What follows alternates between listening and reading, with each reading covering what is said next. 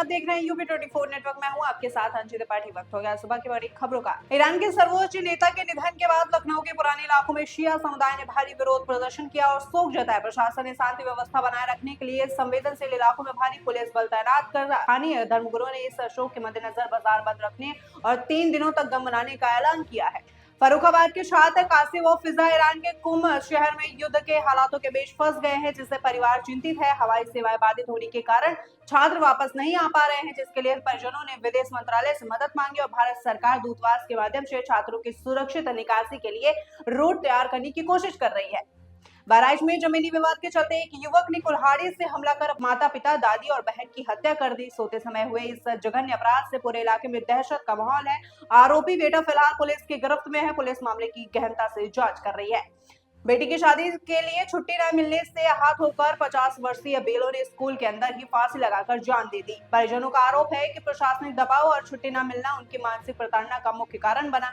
इस घटना के बाद जिले के शिक्षकों में भारी रोष और उन्होंने दोषी अधिकारियों के खिलाफ कार्रवाई की मांग की है।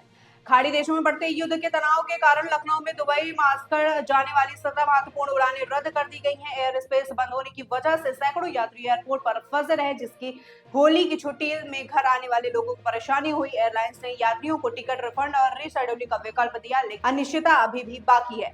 मुख्यमंत्री योगी आदित्यनाथ 2 दिवसीय दौरे पर वाराणसी पहुंचे, जहां उन्होंने काशी विश्वनाथ मंदिर में विशेष पूजा अर्चना की। सीएम ने शहर के विकास कार्य का जमीनी निरीक्षण किया और अधिकारियों को परियोजनाओं को समय सीमा में पूरा करने के निर्देश दिए। इसके साथ ही उन्होंने आगामी चुनाव को लेकर भाजपा पदाधिकारियों के साथ रणनीतिक मंथन किया और संगठन को मजबूत करने पर जोर दिया।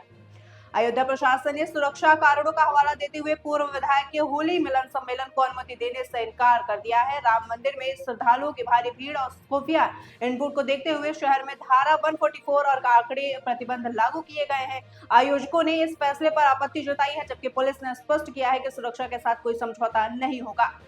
मार्च की शुरुआत में ही मेरठ और पश्चिमी यूपी का पारा 31 डिग्री के पार पहुंच गया है, जो सामान्य से काफी अधिक है। मौसम विभाग ने अगले कुछ दिनों में लू चलने की चेतावनी जारी की है।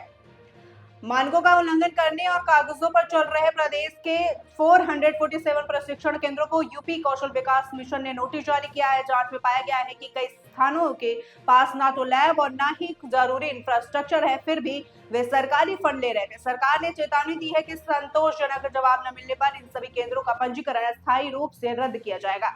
दुधवा टाइगर रिजर्व के पास 178 गांवों को सरकार अब हरित विकास मॉडल के रूप में पूरी तरह विकसित करने जा रही है। इस योजना के तहत ऊर्जा और जैविक खेती को बढ़ावा देकर पर्यावरण संरक्षण और ग्रामीणों को रोजगार से जोड़ा जाएगा।